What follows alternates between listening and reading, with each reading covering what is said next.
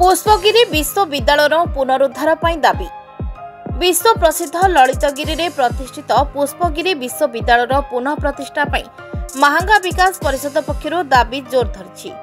ऐतिह्य संपन्न बौद्ध कीर्ति विमंडित ललितगिरी कला भास्कर्य साहित्य संस्कृति और आध्यात्मिक जागरण भुलुंठित हो पड़ी। तथागत गौतम बुद्ध यह पवित्र पीठ में साधना करने और बौद्ध धर्म प्रचार करथिले। एठारे थिबा पुष्पगिरी महाविहार अर्थात विश्वविद्यालय भारत और भारत बाहर अनेक विद्यार्थी अध्ययन पर आसिबा गवेषक माने प्रमाण दैछंती। समयक्रमे यह प्राचीन विश्व प्रसिद्ध पुष्पगिरी विश्वविद्यालय कालर कराल गर्भरे ध्वंस हो जाइछि। यार पुनरुद्धार पर महांगा विकास परिषद अध्यक्ष विधायक शारदा प्रधान आह्वान दैछंती। महांगा विकास परिषद पक्षर रविवार दिन बौद्धपीठ ललितगिरी ठारे एक सांबादिक सम्मेलन अनुष्ठित होता। डॉक्टर अशोक राउत आवाहकत्व आयोजित यह सांबादिक सम्मेलन में पूर्वतन सरपंच जितेन्द्र शतपथी, वरिष्ठ सांबादिक अखिलेश महांती, स्थानीय समिति सभ्य ध्रुवचरण सामल प्रमुख बहु विशिष्ट व्यक्ति माने जोगदे महांगा विकास परिषदर यथार्थ दाबी को उपस्थापना करने देखा मिलता। यह कार्यक्रम में पूर्वतन सरपंच अशोक विश्वाल, अध्यापक बसंत सेठी, कृपासिंधु सिंह, अजय नायक, किशोर राउत, रतिकांत सिंह प्रमुख उपस्थित थिले। अखिलेश महांती जड़े सामाजिक कर्मी।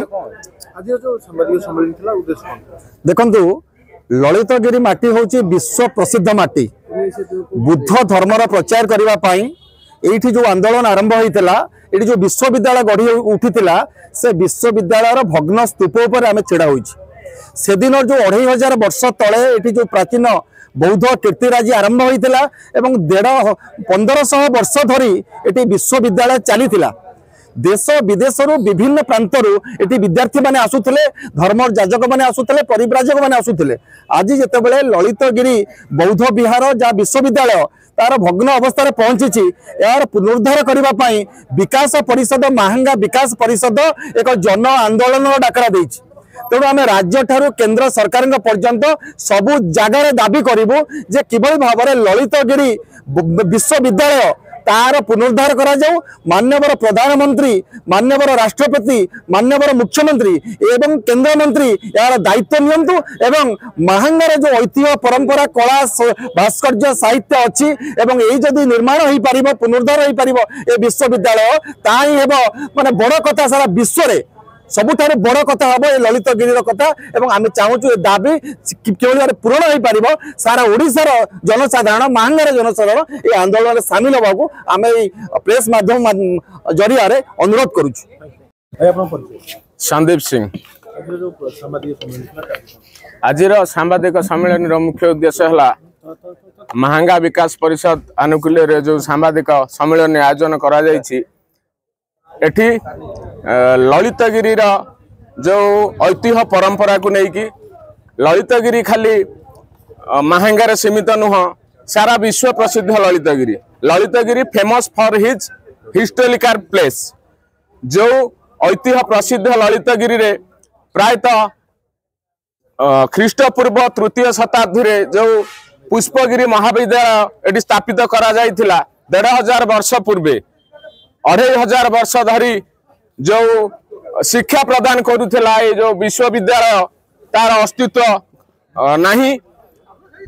वर्तमान उद्देश्य है वर्तमान से जो विश्वविद्यालय होइंसा 7म शताब्दी रे ए ललितगिरी माटी को आसी पुष्पगिरी महाविहार को परिदर्शन निमंते होइंसा चीन रा परिव्राजक निज पुस्तक रे लिखि जाइछंती जे कि पुष्पगिरी विश्वविद्यालय को अनेक देशर अनेक विद्यार्थी माने आसुथिले एठी विद्या अर्जन करिया पई।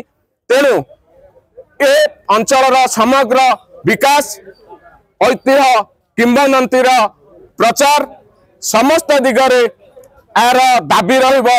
राज्य सरकार एवं केंद्र सरकार पाखरे आमर दाबी पूर्वरु महांगा विकास परिषद अनेक प्रकार समस्या को नहीं सरकार पाखे दाबी रखी आसी। आमर पूर्ण विश्वास अच्छी जे कि केंद्र सरकार माननीय प्रधानमंत्री नरेंद्र मोदी जी एवं राज्य सरकार मोहन चरण माझी महोदय तांको पाखरे आमर दाबी बहुत शीघ्र यार अस्तित्व फेरे देवा एठी विश्वविद्यालय पुनर्स्थापन करने। पूर्वतन सरपंच ललितगिरी ग्राम पंचायत जितेंद्र कुमार शतपथी। आज जो कार्यक्रम महांगा विकास परिषद तरफ आयोजन कराइला 1500 वर्ष पूर्वर एटी जो पुष्पगिरी विश्वविद्यालय थिला सी पुनः प्रतिष्ठा एवं जहाँ थिला ताकू एटी प्रतिष्ठा करने आमे आज दाबी उपस्थापन कलु। ये जो दाबी उपस्थापन कलु ओडिशा विधानसभा एवं भारत पार्लियामेंट रे कथा आलोचना होबार अछि एवं आर समस्त नेतृत्व महांगा विकास परिषद अध्यक्ष मान्यवर विधायक शारदा प्रधान को नवाई आम आज अनुरोध रखिलु। आज जो बैठक है से बैठक में आम अनुरोध रखिलु एवं तांकु दायित्व देलु से आमको जो भाई भाव में परिचालना करेंगे जेकोसी आंदोलन जो जगह को जीवा कहे आम सबुठ जावाक चाहूँ एवं पूर्वर भी एटू पूर्वर बुद्धंकर अस्थि जो एठी प्रतिष्ठा करा जायछि सेतरे तांकर सहयोग रही मान्यवर केंद्र मंत्री धर्मेंद्र प्रधान सहयोग रही सहित प्रधानमंत्री एठी आवासी माध्यम से जो बुद्धंकर अस्थि रही सहयोग स्थापित होइछि पूर्व एवं सेमानंकर सहयोग रहिले एठी जा आमे परिकल्पना करिछु महांगा विकास परिषदर तरफरु ताहा निश्चित आगामी दिन में साकार हब एथरे किछि संदेह नाही। मु डॉक्टर अशोक कुमार राउत एवं महांगा विकास परिषदर संयोजक भाव में कार्य करुच्ची।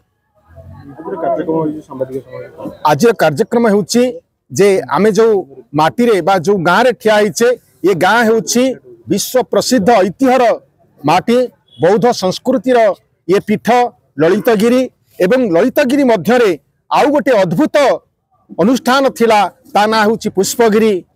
2500 वर्ष ऊर्ध्वकाल धरी ये माटी रे बौद्ध संस्कृतिर परिप्रसार होइछि किंतु 1500 वर्ष धरी पुष्पगिरी महाविहार पुष्पगिरी विश्वविद्यालय ये माटी रे कार्य करुथिला एवं समय क्रमे ताहा निश्चिन्न हो जाइछि किंतु एजावत प्रत्नतात्विक खनन एवं विभिन्न ऐतिहासिक तथ्य एवं तत्व द्वारा ये पुष्पगिरी यही स्थान रे थिला बोली प्रमाण मिली।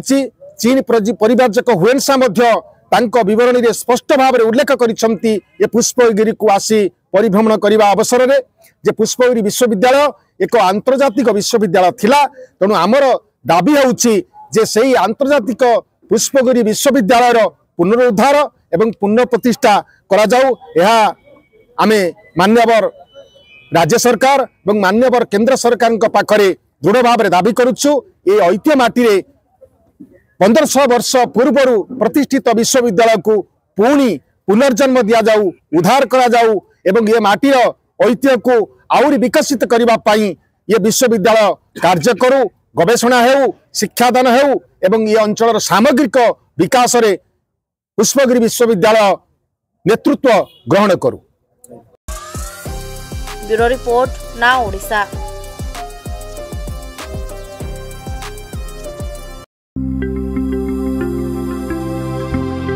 लेटेस्ट न्यूज अपडेट पाई www.naodisha.com को लॉगिन करंतु।